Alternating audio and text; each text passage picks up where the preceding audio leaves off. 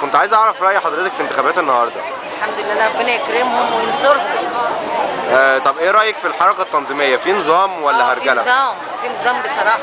طيب كنت عايز اسأل حضرتك، انت شايفة تغيير بعد ثورة 25 يناير ولا لا؟ شايفاه تغيير الحمد لله كويس. للأحسن؟ ان شاء الله تبقى الاحسن. طيب انت شايفة ان الانتخابات حتى لو طلعت ضد صوتك او مش اللي انت عايزاه، حاسة ان هي هتبقى الشعب هو اللي عايز ده؟ لا يا سيدي، احنا كلنا عايزين بلدنا تبقى كويسه. ان شاء الله.